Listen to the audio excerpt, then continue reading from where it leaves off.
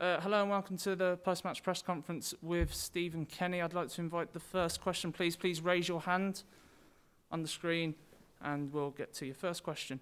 Neil O'Riordan from The Sun, please. Stephen, a disappointing night. You obviously missed a lot of players over the last few days, but which made your job even more difficult. How would you assess it overall? Yeah, I think obviously we're beaten 3-0 and we're disappointed to lose the game.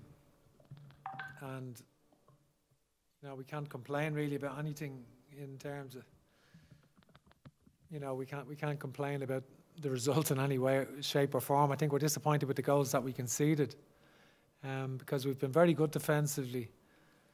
In the last 3 games in the last window, just conceded the 1 goal, and that was the late goal in Finland. But I think for us to concede sort of the 3 goals that we did would have been disappointing, I feel. The first one hurt us because we had started reasonably okay. I thought we started well. Daryl Horgan was quite lively on the right, and Alan Brown was getting involved, and Adam Ida. Certainly, we started well enough, and apart from sort of a bit of a chance, and they got a corner and then scored off the second phase of the corner when it was cleared and put back in. So I think for us to concede more or less from our first chance conceded sort of hurt us. The fact that we went 2 down it was disappointing. So we gave ourselves a lot to do once that happened, and England were very good.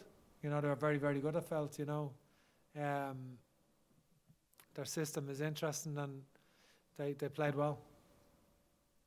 Have you any concerns about how this might affect morale going into 2 competitive games? No, I think we're disappointed to lose the number of players that we have, and obviously John Egan, started the game well. John Egan marshals our defence. He's an important player for us. And he goes off, I think, and then we can see it shortly after, but I think we're disappointed to lose the players that we have. But having said that, we're looking forward to going to Cardiff, and we're looking forward to playing Bulgaria at home. They're great. They're important games for us in the Nations League. This friendly against England, it's always, the rivalry with England is always important, and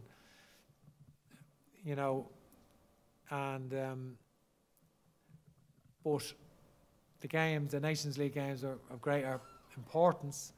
There's no doubt about that. So that's where we are. So we're looking forward to going to Cardiff, and we'll make sure that we're recovered. I think the players to concede straight after half time. The game could have went anyway then, really. So I think the fact that we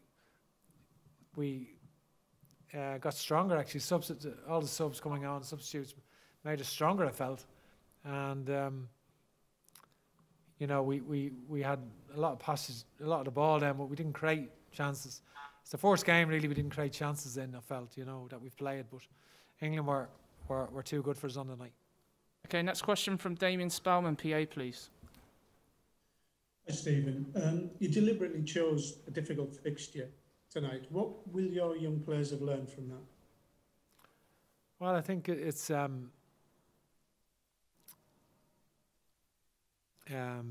think they learned a lot tonight, and it's valuable experience, and players getting caps is valuable, and even some of the players that are not so young haven't got that many caps, and I think so. I think it's important, important international experience against England tonight, and certainly, it's good to experience that from their point of view. There's no doubt about it. Of course, not good to experience it because losing has a negative impact on you, and of course, getting beaten like that is not good. But we don't take any pleasure out of losing, or I'm not going to talk about looking on the positives.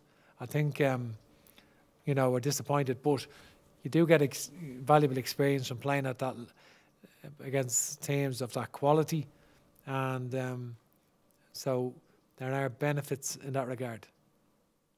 Okay, Ed Leahy from RTE. Stephen, how are you doing? I suppose England, since the World Cup, have been renowned as a bit of a set-piece team in terms of from scoring from set pieces, and they're very dangerous. Were you tempted to maybe match them with three big men at the back going into the game, just to try and combat a bit of that physical presence? Yeah, because they've got the three centre backs. Mings, McGuire and Keane, who are all really tall and physical and strong aerial, and they've also got Calvert-Lewin, so they are really threatening. I think, you know, I think that is an issue on set plays. They are particularly strong on set plays. When they played Wales, and they beat Wales 3-0 recently, they scored from two set plays. Corner kicks, they've actually had 15 penalty kicks. They've had 7 in their last 11 before today, and they got another one tonight, and they've actually had 15 penalties since we got one. Their last penalty was 2016 in the Euros, so it is interesting. But I think they're a good team and they played well, and we can't have any complaints. We're beaten by a better team. Emmett Malone, please. Hi, Stephen. Can I just ask you a question about the next couple of games? Well, first of all, would Seamus Coleman and James McCarthy have started tonight? They've both been around. Seamus would have definitely started, with no doubt about it. James, because he'd only played a short period, he's only played 15 minutes for Crystal Palace since he came off in Slovakia. We would have had to manage him over the 3 games and manage his minutes, and we couldn't have flogged him for 3. So he would have played part of today, not a full game, you know. Okay, so what's the position with them going into the next 2 games? I'm not 100% sure, because it's got some bad news, some bad personal news, so we'll have to see on that. And Coleman? Coleman is ruled out with injury. He's gone from the 3 games? Yeah. Okay, thank you. Okay, Paul Laher. Stephen, how are you doing? Just one question. Matt Doherty was saying to us there that he said sometimes I feel embarrassed coming off the pitch because we're conceding goals and not winning games. Does that kind of talk from a senior player? Does that kind of worry you, alarm you, that maybe there's a mindset creeping into the players that they're getting a bit frustrated?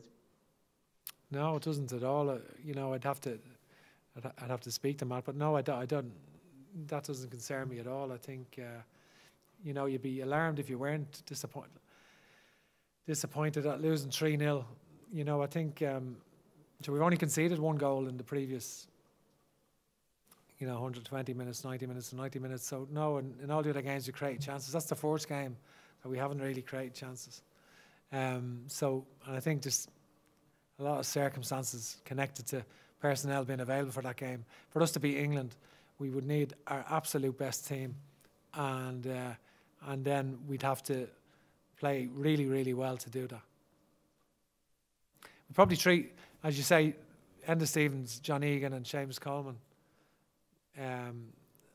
going out your back 4 to start with, you know, but I don't want to sit here and make excuses. We still had a good team out, and England were a step above us on the night, and they're very good, and I think a lot of